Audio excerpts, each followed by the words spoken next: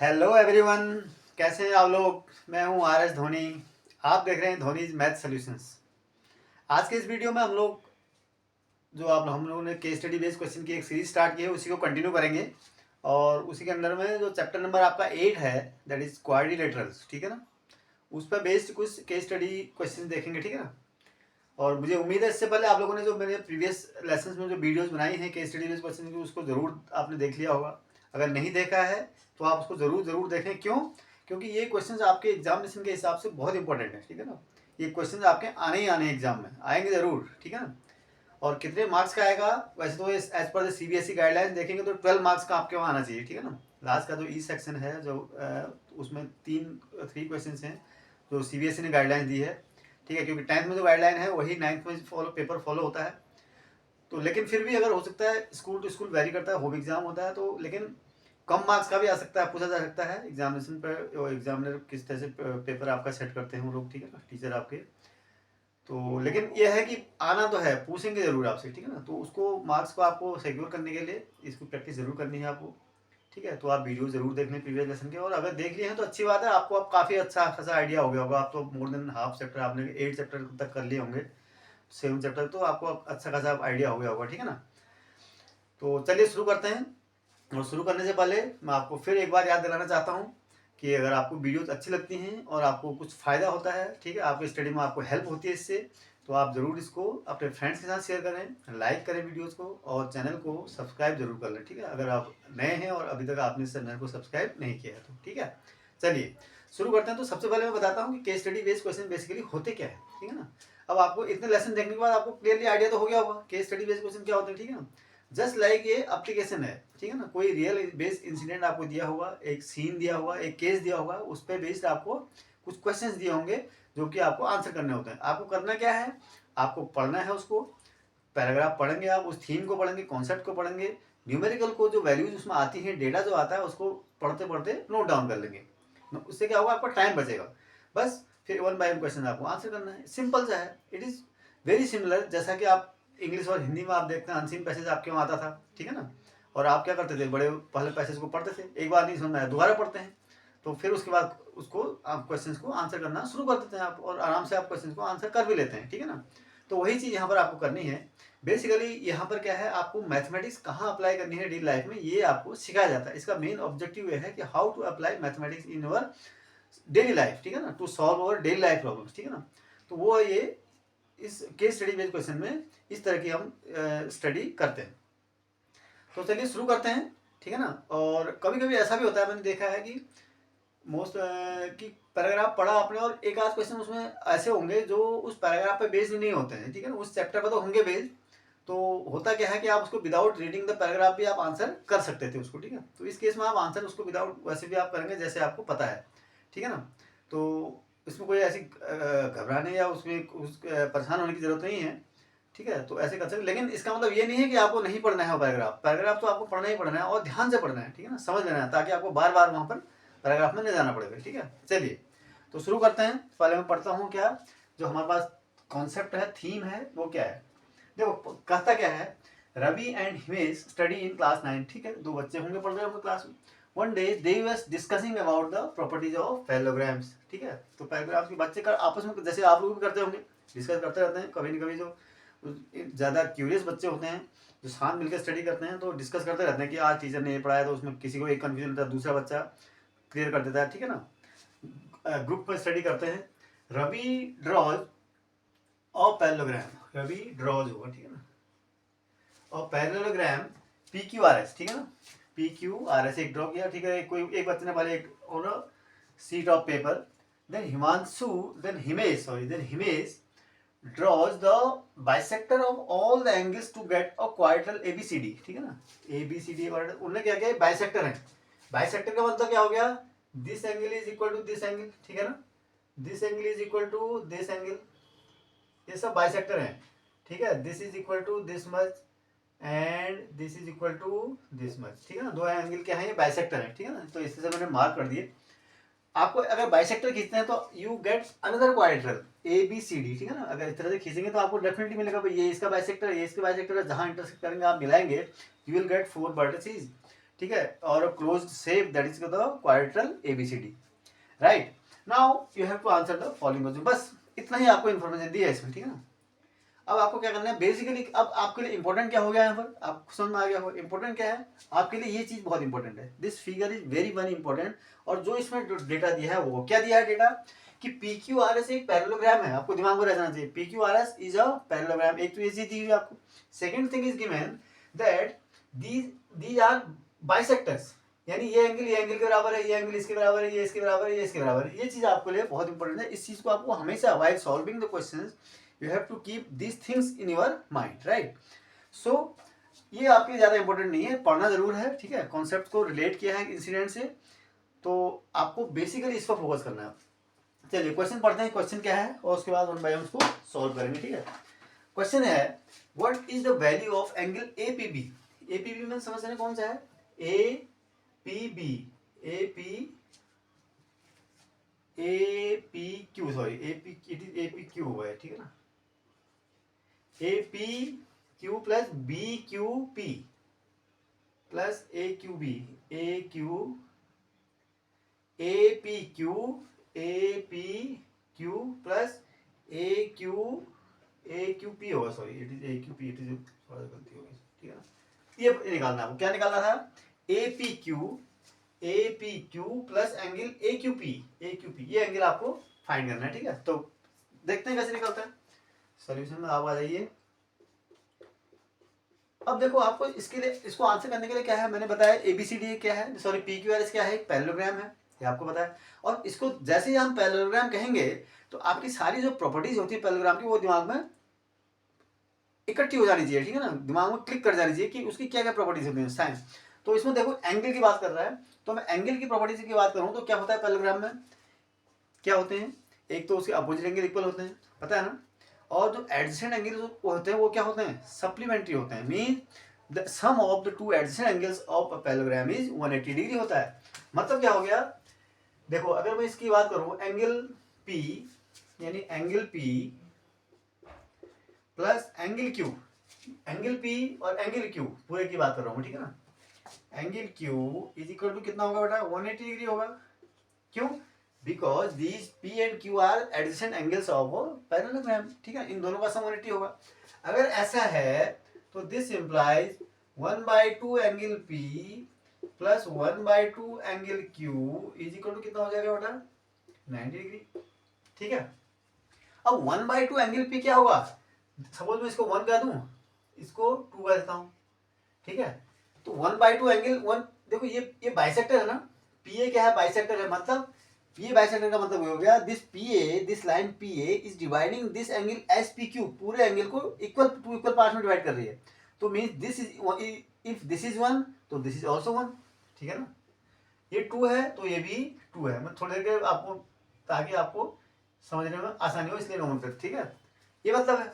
तो half of P का मतलब 1 लिख दूं, भाई ये हाफ ऑफ P तो है ये पूरे एंगल का, तो दिस इंप्लाइज क्या हो जाएगा, angle 1 plus half of Q, half of Q को 2 लिख दूं इज इक्वल टू 90 डिग्री, ठीक है ना। तो आपको क्या निकालना था, ए पी क्यू क्या है, 1 ही तो है, तो दिस इंप्लाइज आप ऐसे एंगल ए पी क्यू 1 ही है ना, प्लस ए क्यू पी, ये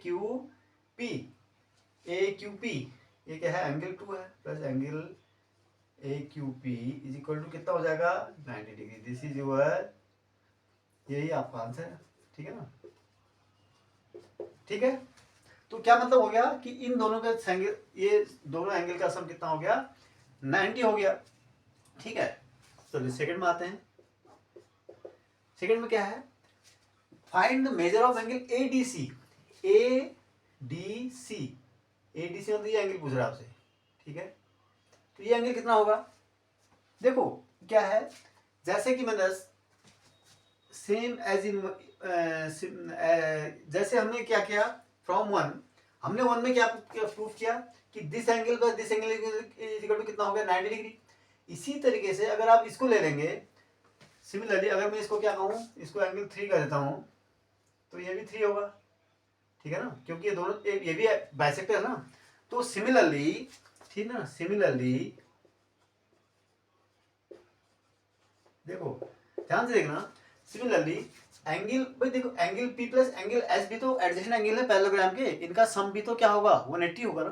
तो इन दोनों का इसी तरीके से हम करेंगे, तो एंगल 1 प्लस एंगल 3 कितना आएगा 90 आ जाएगा। क्यों? क्योंकि ये angle P plus angle S 180 होगा, दोनों को डिवाइड करोगे तो एंगल 1 प्लस एंगल 3 बच जाएगा। क्यों? ये इसका बाइसेक्टर है और ये इसका बाइसेक्टर है। तो similarly angle 1 plus angle 3 is equal to कितना हो गया बेटा 90 डिग्री हो गया। अब इस देखो आपसे क्या पूछ रहा है, एंगल, एंगल कौन सा पूछ रहा है आपसे, फाइंड एंगल ADC, ये वाला एंगल पूछ रहा है ना।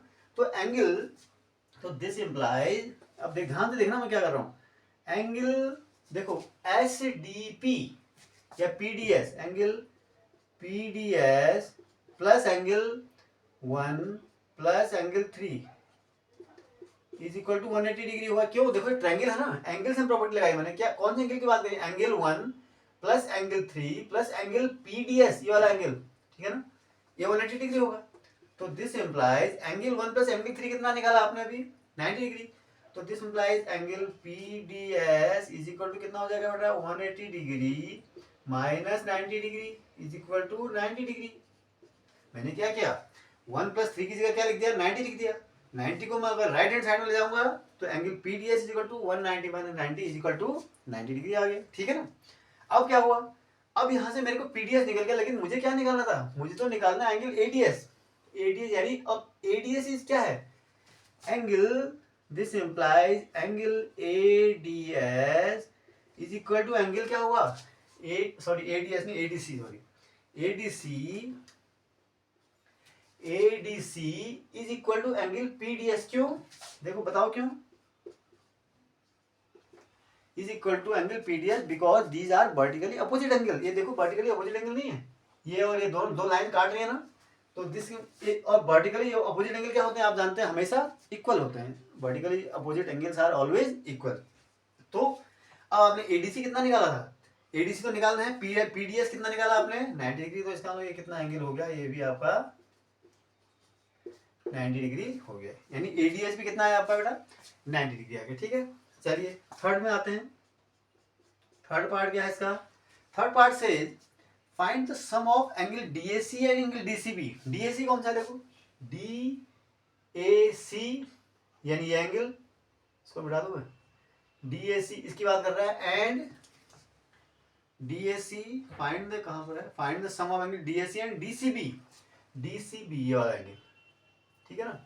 अब देखो, अब आपने क्या करा, एंगल DAC और ये एंगल कितना हो गया, इसमें ये एंगल कितना था, ये 90 था, ये आपने 90 प्रूफ कर दिया ना अभी। ठीक है, ये 90 प्रूफ किया ना। इसी तरीके से similarly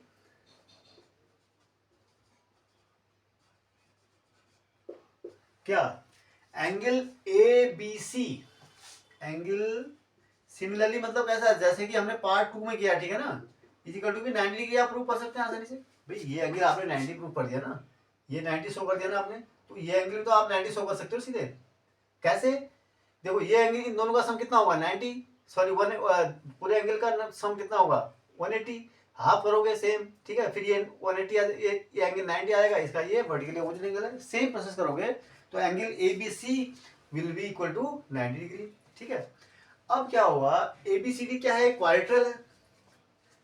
ABCD since ABCD is a quadrilateral,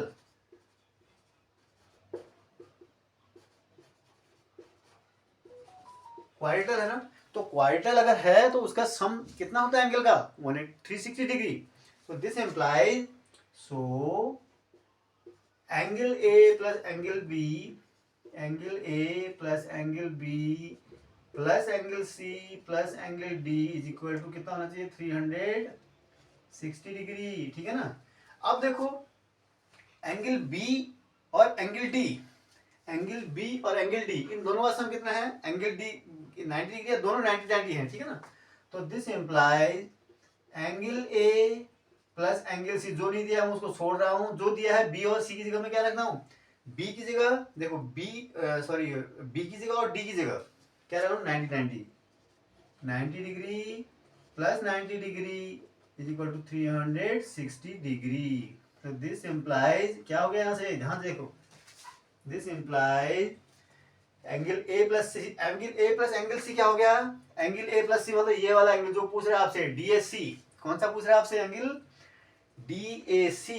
this implies angle ए को मैं डीएसी लिख देता हूँ, ठीक है ना, कोई दिक्कत तो नहीं है ना।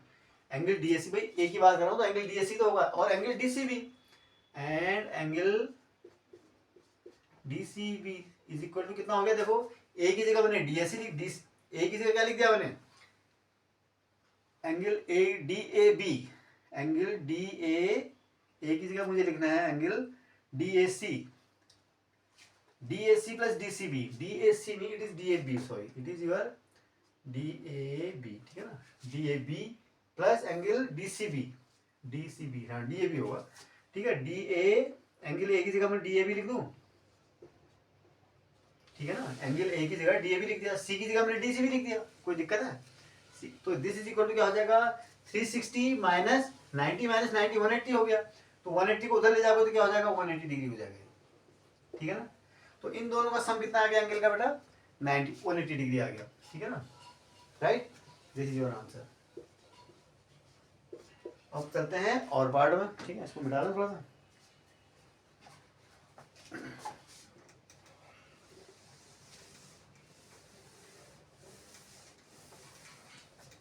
चलिए और पार्ट देखते हैं, और पार्ट में क्या कहता है,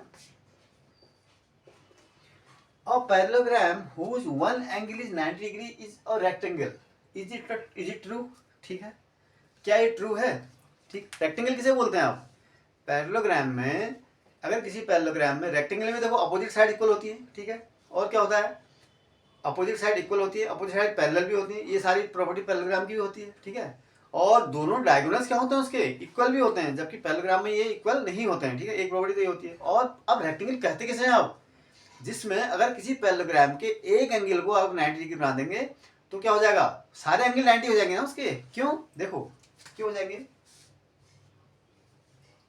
ये एक पैरेललोग्राम है मान लो आप, ठीक है ना। अब आप पैरेललोग्राम में क्या जानते हैं कि sum of adjacent angles is 180 degree, sum of, यानी इसका और इसका सम कितना आना चाहिए, 180।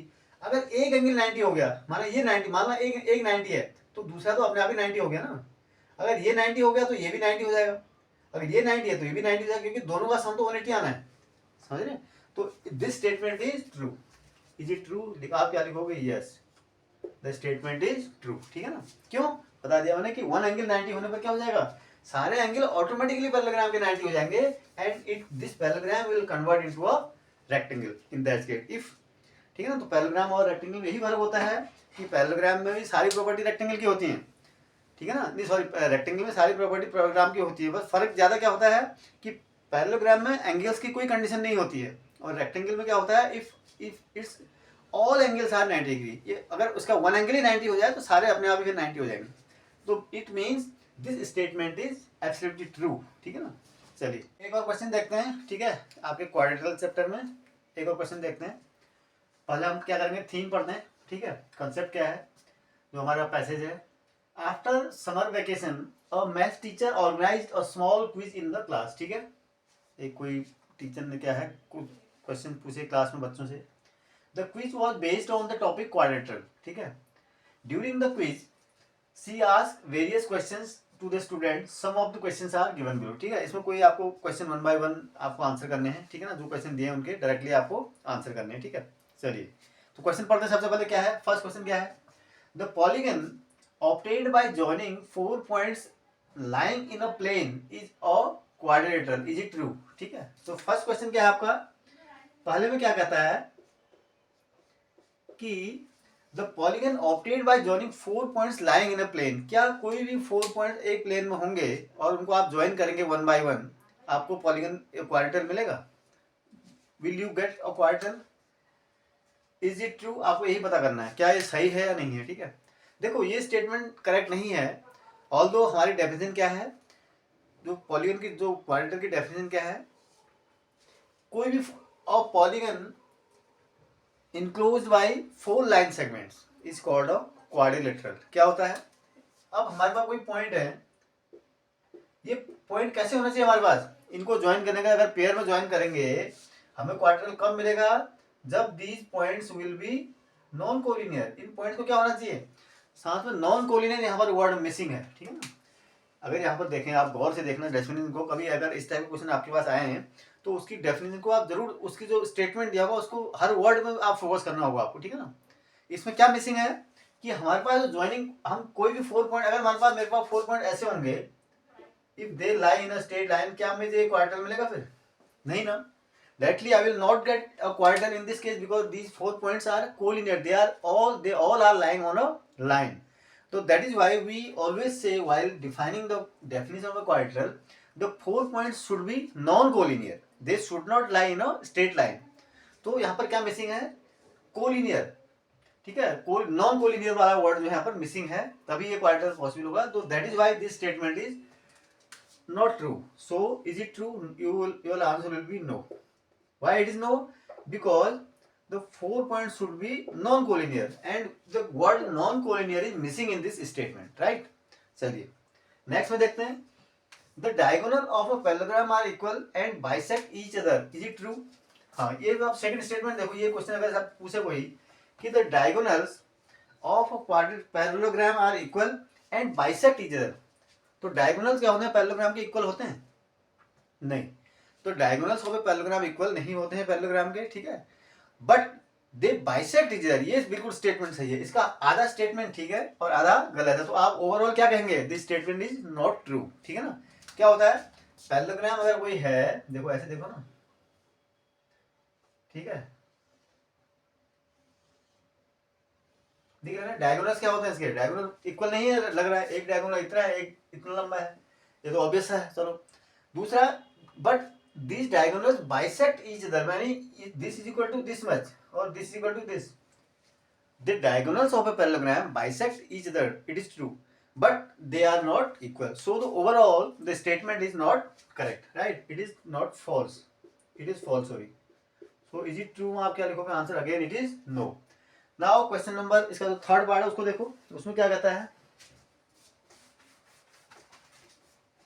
Third part says in the figure AX and CY are the bisectors of angle A and angle C, ठीक है। इस फिगर में देखो पहले वाले AX and CY are the bisector of angle A, ये एंगल A का, यानी ये इसको बाइसेक्ट कर रहा है, ये बराबर है, ठीक है। एंड CY जो है, CY क्या कर रहा है, एंगल C को बाइसेक्ट कर रहा है, यानी this angle is equal to this angle है, ठीक है ना। This is the case respectively of parallelogram ABCD, और ABCD एक पैरेललोग्राम भी है, भी ध्यान देना, ABCD क्या है, पैरेललोग्राम है, ध्यान देना, ठीक है ना।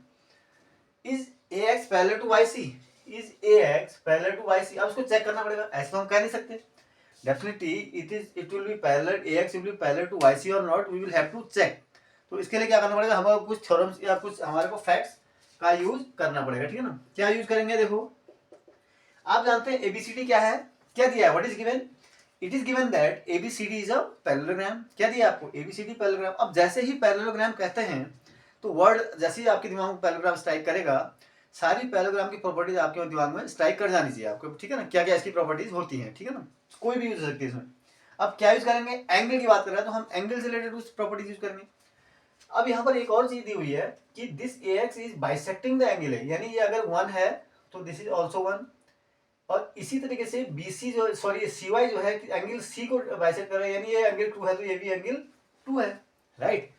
अब आप जानते हैं in ABCD is a parallelogram, since ABCD क्या है, पैरेललोग्राम है, तो angle A is equal to angle C होता है, क्यों, angle A is equal to angle C होता है। अब हमें ये शो करना है कि क्या ये इसके पैरेलल है, ठीक है ना, क्या क्या पता करना है हमें, AX is parallel to YC, ठीक है ना, ये इसके पैरेलल है, ये हमारे को शो करना है। कैसे करेंगे आप, अब देखो angle A equal to angle C होता है क्योंकि अपोजिट एंगल्स इसके इक्वल होंगे, ठीक है ना। अब किसी भी पैरेललोग्राम के, since ABCD is a parallelogram so it's opposite angles are equal, angle A is equal to angle, तो अब ये बाइसेक्टर है तो इसका मतलब this implies half of angle A is equal to half of angle C, this implies half of angle A क्या है, 1, ठीक है, angle 1 is equal to angle 2, ठीक है, half of angle 1 is equal to half of angle 2 हो गया ना, sorry half of angle A is equal to half of angle C, मतलब angle 1 is equal to angle 2, क्योंकि दोनों angle बराबर ना, ए बराबर था, दोनों का हाफ ये है, तो यही 1 = 2 है समझ लो, ठीक है ना। अब क्या है देखो, अब इसमें देखो, अब सी डी इन ट्रायंगल, यहां पर देखो C D C Y, now angle D C Y, कौन सी की बात कर रहा हूं मैं, डी सी वाई यानी एंगल 2 इज इक्वल टू क्या हो जाएगा बेटा, angle B Y C, angle B Y C. क्यों, ये अल्टरनेट एंगल्स हैं, अल्टरनेट एंगल्स हैं। कैसे देखो, कैसे अल्टरनेट एंगल है, ये पैरेलल है ना, सी डी किसके पैरेलल है, वाई बी के, जो ये लाइन है इसके पैरेलल है कि नहीं, और वाई सी क्या है, इसका है ट्रांसवर्सल है। ऐसी बनती फिगर देखो, ये है एंगल 1, सॉरी एंगल 2, और ये है एंगल यहाँ पर y लिखा हुआ है, मैं कह रहा हूँ ये एंगल और ये एंगल बराबर है, ये सी है, ठीक है ना। ये पैरेलल ना, ये लाइन क्या है, इसके पैरेलल है, और ये वाई सी जो है आपका क्या काम कर रही है, ट्रांसवर्सल का काम कर रही है। तो दिस इज द, अब इसका मतलब क्या हो गया कि this is equal to this one, इसका मतलब ये भी एंगल 2 है फिर तो, ठीक है। अगर ये एंगल 2 है तो इसका मतलब क्या हो गया, अब ये देखो, अब angle 1 is equal to angle 2 भी है, angle 1 is equal to angle 2 है, तो दिस इंप्लाइज क्या हो गया, angle X A B, angle X A B is equal to angle क्या हो गया बेटा, वाई सी वाई बी, ठीक है, क्योंकि फ्रॉम 1 टू, देखो ये 1 है, ये 2 है, 1 इक्वल टू 2 है ना हमारे पास, ठीक है ना।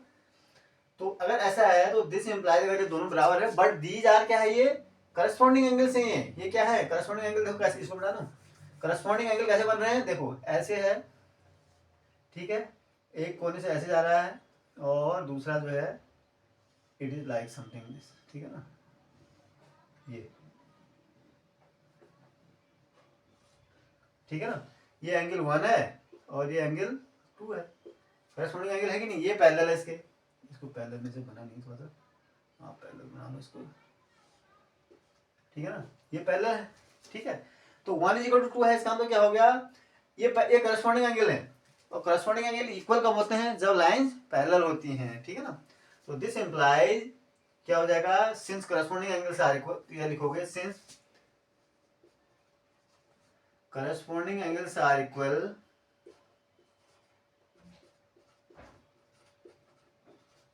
corresponding angles are equal, so क्या हो जाएगा, ए एक्स ये तभी बराबर होंगे is parallel to C Y, ठीक है। तो इसका मतलब क्या हो गया, इज दिस, आप क्या लिखोगे, यस, आंसर क्या हो जाएगा आपका, यस, ठीक है ना, यस दीज आर पैरेलल, ठीक है ना, A X is equal to parallel is parallel to C Y. Now come to last part, इसके और पार्ट में आते हैं, और पार्ट में क्या करता है देखो,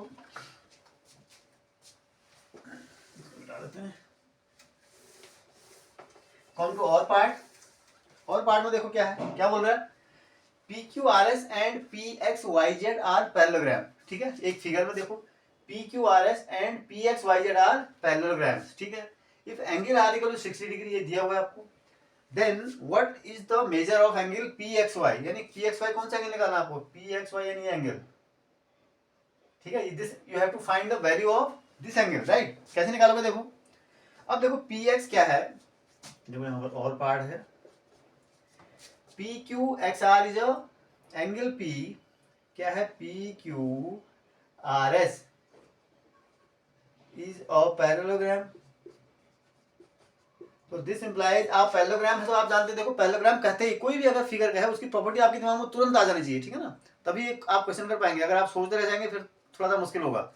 आप जैसे ही पैरेललोग्राम कर रहे हैं, इसका मतलब क्या है, हमें पता हो जाने से कि इसके अपोजिट एंगल क्या होंगे, बराबर होते हैं, तो this implies angle R is equal to angle P is equal to 60 degree, इसका मतलब ये एंगल भी कितना है, 60 डिग्री है ना,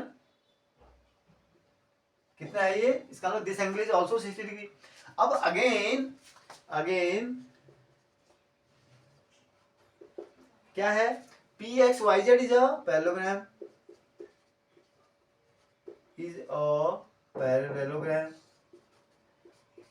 ठीक है ना। अब again P H Y Z parallelogram, इसकी भी प्रॉपर्टी तुरंत फिर आपके प्रॉपर्टी पैरेललोग्राम के सभी होंगे। ऐसा तो है नहीं कि इस पैरेललोग्राम की अलग प्रॉपर्टी होगी, इसकी अलग होगी। पैरेललोग्राम मीन्स सबकी प्रॉपर्टी सेम होंगी ना, सब में अप्लाई होंगी। अब आप जानते हैं इसमें तो आपने कौन सी प्रॉपर्टी अप्लाई करी कि opposite angles of a parallelogram are equal. But यहाँ पर क्या करेंगे, अब हमें ये एंगल निकालना है। हम ये भी जानते हैं कि sum of the adjacent angles of a parallelogram is 180 degree, समझ रहे ना। तो this implies angle Z X P Z plus angle P X Y is equal to 180 degree होता है। क्यों? Any two adjacent angles are supplementary in a parallelogram, ठीक है ना। पैरेललोग्राम के जो दो एडजेसेंट एंगल होते हैं हमेशा क्या होते हैं, सप्लीमेंट्री होते हैं, मतलब उनका सम हमेशा 180 डिग्री होता है, ठीक है ना। दिस इंप्लाइज क्या हो गया, ये आपको क्या निकालना था, एक्स पी जेड तो आपको पता है ना, एक्स पी जेड 60 डिग्री है, तो 60 degree plus angle P X Y निकालना था ना आपको, P X Y is equal to 180 degree. This implies angle P X Y is equal to 180 degree minus 60 degree is equal to 120 degree. This is your answer. इस तरीके से आप इसको answer कर सकते हैं, ठीक है। तो थोड़ा सा ये सवाल, एक क्वेश्चन जो लास्ट पार्ट था, इट वाज थोड़ा सा लेंथी था, ठीक है ना। तो ऐसा होता है कभी, कोई वन लाइनर भी हो सकते हैं, कोई एक दो लाइन आपको लिखना भी पड़ सकता है, ठीक है ना। तो आप ये स्ट्रेट फॉरवर्ड ये मत समझना कि एक नंबर का है तो सीधे आंसर ही हो जाएगा। जनरली ऐसे क्वेश्चन आते ही हैं बोर्ड में जिसमें कि हो सकता है वो वन लाइनर ही हो सकता है, एक ही वर्ड लिखना पड़े आंसर, ठीक है ना। और हो सकता है क्या दो तीन लाइनें आपको लिखनी भी पड़ सकती हैं, सॉल्व भी करना पड़ सकता है क्वेश्चन, ठीक है ना। तो कभी कभी ऐसे भी क्वेश्चन आ जाते हैं, तो ये थोड़ा सा एक दो लाइन आपको स्टेप इसमें लिखने पड़ेंगे, सोचना पड़ेगा इस टाइप क्वेश्चन में। Otherwise question are very easy, ठीक है ना। वो कॉन्सेप्ट बहुत आसान है, जस्ट आपको थोड़ा सा प्रैक्टिस करनी है और समझना है चीज़ों को, ठीक है ना। समझते हुए करेंगे तो कोई मुश्किल नहीं होगी इसमें, ठीक है। चलिए।